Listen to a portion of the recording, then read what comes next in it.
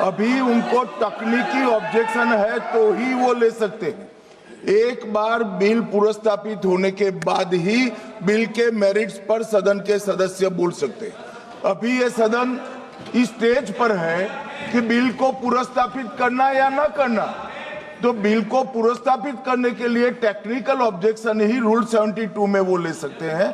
उनको भाषण करने का पर्याप्त मौका मिलेगा और आप बड़े दयालु हो, ज्यादा मौका देना उनको, हमें कोई, और हम भी कस कर जवाब देंगे, हमें कोई तकलीफ नहीं है। परंतु अभी जो रूल्स है वो रूल से है कि वो तकनीकी ऑब्जेक्शन ही ले सकते हैं, बिल के मेरिट्स पर नहीं बता सकते। Sir, what is the procedure of the house, sir? Sir, you तो honorable speaker, प्रोसीजर sir. सुनना चाहते हैं? Sir, you allow me to speak.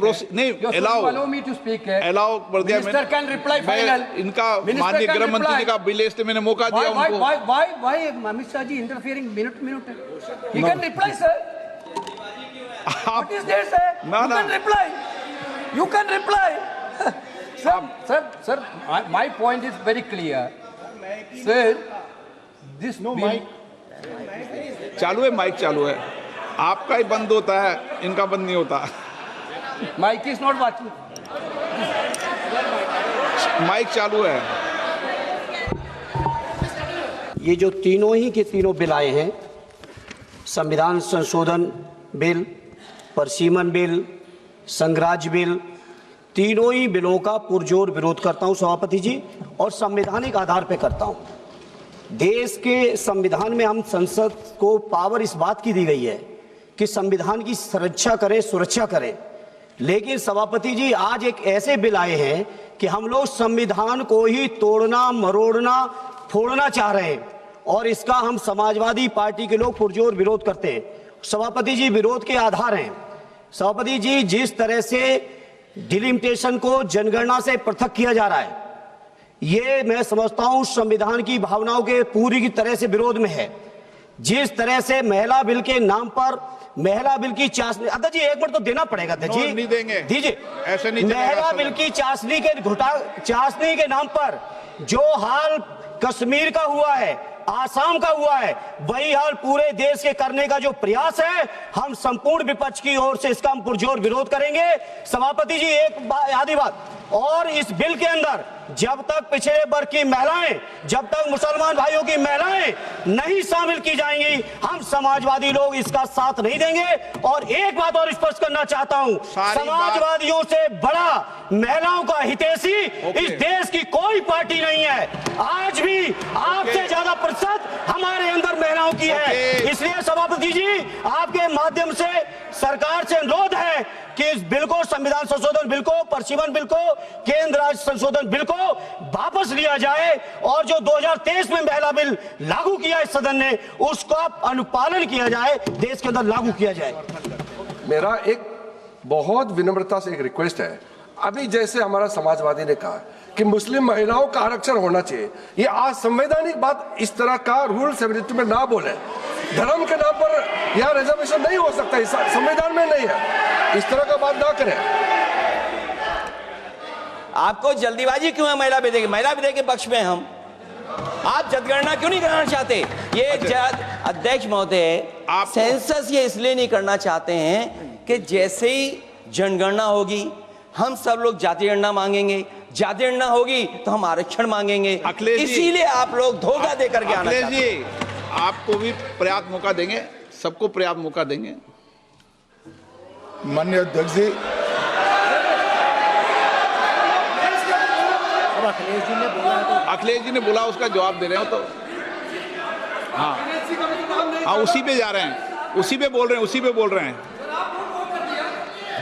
हाँ माननीय अध्यक्ष जी, सदन की कार्यवाही को पूरा देश देख रहा है। कुछ स्टेटमेंट ऐसे किए गए जो जनता में चिंता पैदा कर सकते हैं।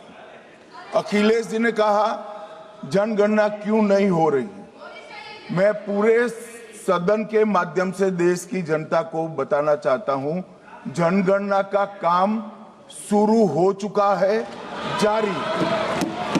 दो, उन्होंने कहा कि हम जाति जनगणना का मांग करेंगे। मान्यवर, मैं आपके माध्यम से सदन को बताना चाहता हूं कि सरकार ने जाति की जनगणना करने का निर्णय ले चुकी है और आप बैठिए बैठिए बता दो। अरे बैठिए भाई, बैठिए। और जाति के साथ ही ये जनगणना हो रही है। माननीय सदस्य धर्मेंद्र यादव जी कह रहे हैं कि कॉलम नहीं है। उनको मालूम पड़ना चाहिए कि अभी घरों की गिनती हो रही है और घरों की कोई जाति नहीं होती है। समाजवादी पार्टी का चले तो घरों की भी जाति तय कर ले। मान्यवर, जब व्यक्तियों की जनगणना होगी, नागरिकों की जनगणना होगी, तब उसमें जाति का कॉलम रखा है। ये मेरा विभाग है। मैं सदन को आश्वस्त करना चाहता हूं कि ये जनगणना जाति जनगणना के साथ ही होने वाली है।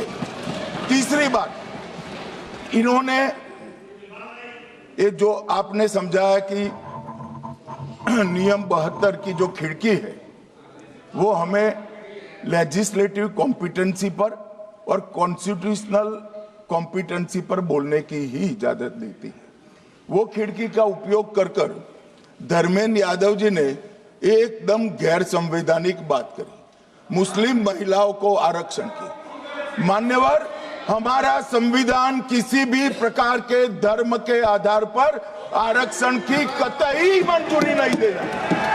और मैं फिर से संकल्प सरकार का बताता हूं कि धर्म के आधार पर मुस्लिमों को किसी भी प्रकार का आरक्षण गैर संवैधानिक है, इसका सवाल ही पैदा नहीं होता है।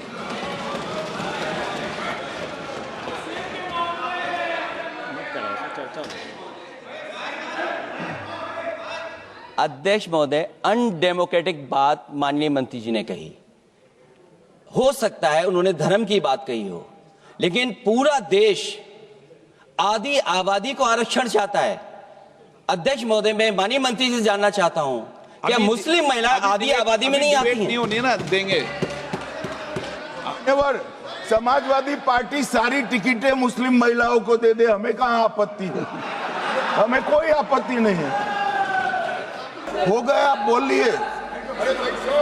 आप तो अपनी बात कीजिए माननीय मंत्री। माननीय अध्यक्ष जी, मैं व्यवस्था दे रहा हूं, इस पे मैं व्यवस्था दे रहा हूं अभी। अरे भाई, हो गया मंत्री जी,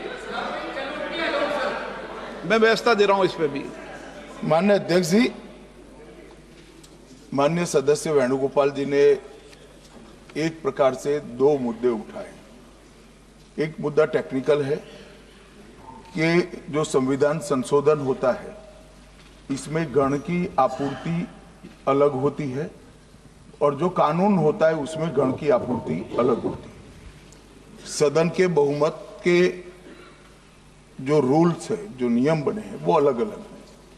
इसलिए इस पर साथ में विचार नहीं हो सकता। और दूसरा कि जब डिबेट होती है तब संविधान संशोधन पर डिबेट अलग होना चाहिए और बिल पर अलग डिबेट होना चाहिए। माननीय अध्यक्ष जी, ये जो 3 बिल, एक संविधान संशोधन और 2 बिल सदन के सामने अभी प्रस्तुत किए हैं, उसमें से संविधान संशोधन करने के बाद महिला आरक्षण को लॉजिकल एंड ले जाने के लिए ये 2 कानून जरूरी है, इसलिए 2 कानून साथ में लाए गए।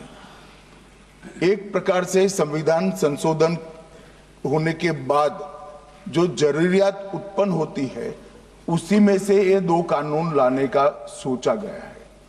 जहां तक उनका सवाल है कि बिल पारित करने में मत का विभाजन अलग अलग होता है, तो अभी हम चर्चा एक साथ में करें, क्योंकि एक कुल मिलाकर एट लेंथ में देखें तो एक ही विषय पर चर्चा होना है।